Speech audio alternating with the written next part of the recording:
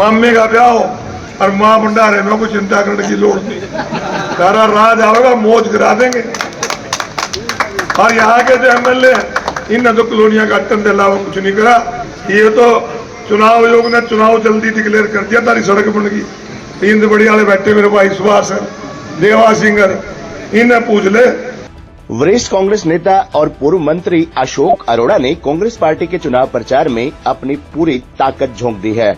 पूर्व मंत्री अशोक अरोड़ा द्वारा कांग्रेस पार्टी की नीतियों से जनमानस को अवगत करवाने के लिए प्रतिदिन दर्जनों कार्यक्रम आयोजित किए जा रहे हैं और अशोक अरोड़ा के इन कार्यक्रमों को थानेसर की जनता सर माथे स्वीकार करके भरपूर समर्थन और आशीर्वाद दे रही है।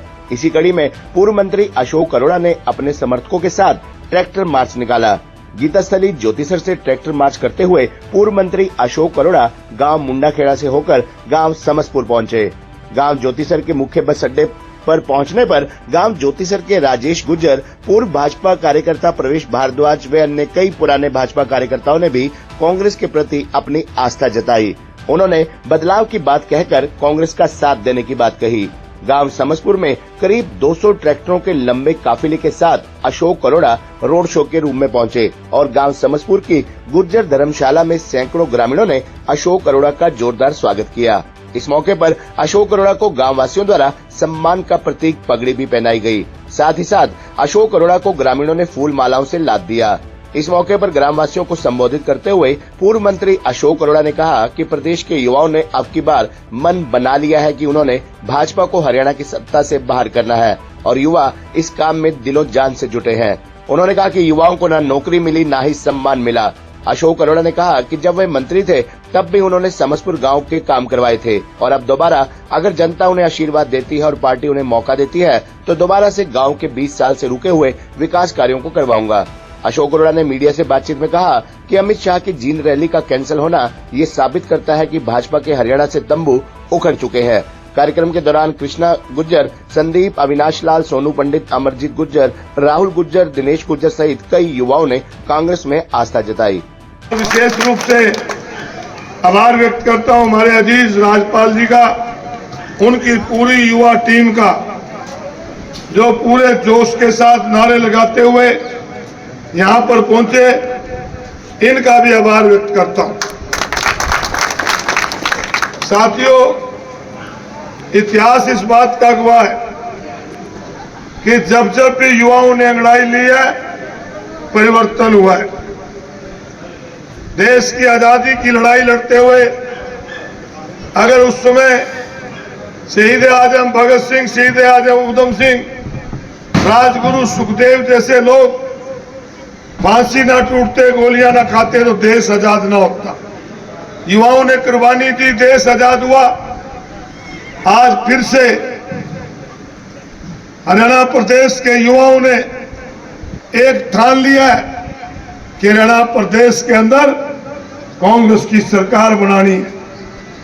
साथियों, हम नमन करते हैं संविधान के निर्माता बाबा साहब भीमराव अंबेडकर को कि जिन्होंने संविधान के अंदर हमें वोट का अधिकार दिया। देश की आजादी से पहले वोट का अधिकार चंद बड़े लोगों को हुआ करता था। बहुत बड़े बड़े जागीरदारों को, सरमाएदारों को, बड़े बड़े पूंजीपतियों को वोट का अधिकार होता था। परंतु जब देश आजाद हुआ और संविधान निर्माण की जिम्मेवारी बाबा साहब भीमराव अंबेडकर को दी गई, बहुत बड़ी चुनौती थी उनके सामने कि अलग अलग जातियों में बटा हुआ देश, अलग अलग धर्मों में बटा हुआ देश, अलग अलग रियासतों में बटा हुआ देश, इस देश को एक कैसे रखा जाए। परंतु साथियों, बाबा साहब ने हमें ऐसा संविधान दिया कि उस समय जिसकी उम्र 21 साल की थी या उससे ज्यादा थी, चाहे वो गांव में रहता था या शहर में रहता था, किसी जाति या धर्म से जुड़ा हुआ था, अमीर था, गरीब था, पढ़ा लिखा था, अनपढ़ था, औरत थी, आदमी था, सबको वोट का अधिकार देकर इस देश में बराबरी का अधिकार दिया।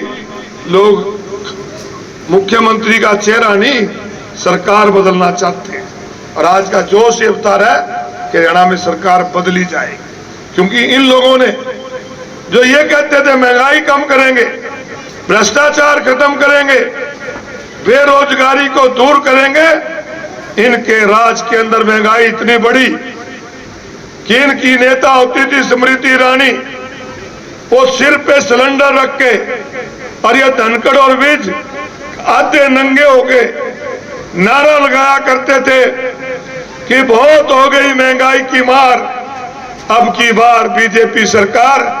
लोगों ने समझा ये सिलेंडर कर देंगे 400 से 200 का, पर सिलेंडर हो गया 400 से 1100 पार। लिया कि नहीं ली 1100?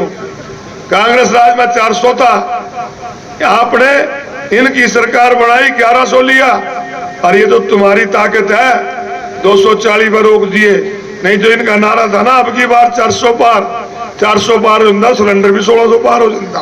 अपने पुरानी कहावत है नहीं, मामे का ब्याह हो और मां भंडारे में कोई चिंता करने की लोड़ नहीं, सारा राज आएगा मौज करा देंगे। और यहाँ के जो एमएलए इन तो कॉलोनियां काटने के अलावा कुछ नहीं करा। ये तो चुनाव आयोग ने चुनाव जल्दी डिक्लेयर कर दिया, तारी सड़क बन गई। 3 बड़ी वाले बैठे मेरे भाई सुभाष देवा सिंगर, इन्हें पूछ ले पिछले 20 साल इनकी 20 साल पहले मैंने सड़क बनाई थी ये रास्ता, उसके बाद टाकी भी नहीं लाई किसने।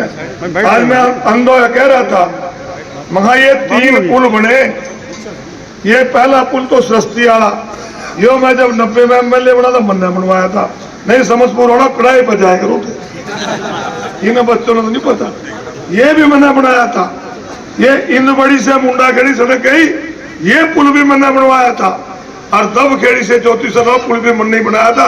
सड़क जो बीच वाली है ये भी मैंने बनाई थी। ये तो सिर्फ अपनी कॉलोनियां करते हैं। और नौकरी भी भाई एक तो हो सकता है कि सबको ना मिली हो, पर एक बात है जितनी नौकरी थारे भाई ने दी ना 50 साल में, तो कोई इनकी 50 साल की इकट्ठी जोड़ दियो उस पर फालतू दे रखी। ये ज्योति वाले मेरे भाई करे, इनके गांव में लगभग 40 लाख रुपए महीना हुआ नौकरियां का।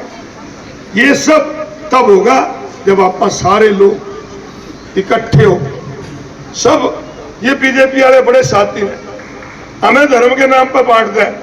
जब किसान आंदोलन को चल रहा था कहे तो जट्टा और सरदारा का है, क्यों किसान बाकी नहीं थे भाई, सारे जा रहे, गुज्जर भी जा रहे थे, रोड भी जा रहे थे, पंडित भी जा रहे थे, हम भी जा रहे थे। तो ये बांटते हैं कभी धर्म के नाम के, कभी जाति के नाम से। इनका बच के सारे समझपुर के गांव के लोग अपने भाई को भाई इकट्ठे होगा वोट दियो। मैं तो एक ही बात कहता हूँ कि आपका पहले भी हमारा भाईचारा है।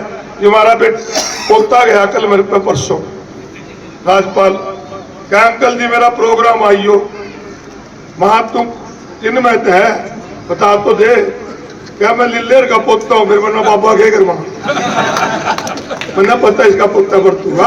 मैंने इस तरह कहा तो मैंने बाबा के घर मेरे भाई बड़े हो, ये बात दादू कहने लगा। तो मेरा यहाँ रिश्ता भाई पारिवारिक है इस गांव के साथ, पुराना है।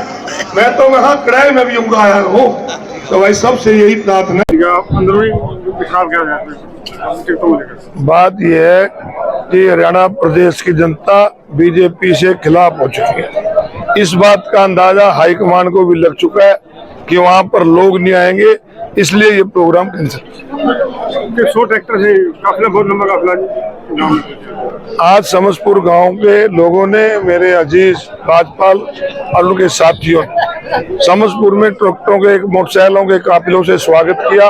और पूरा गांव आप कैमरा घुमा के देख लो, छतों पे औरतें और बच्चे खड़ी हैं। सब लोगों ने एक ही बात कही कि पूरा समझपुर गांव एक होकर कांग्रेस पार्टी का समर्थन करे।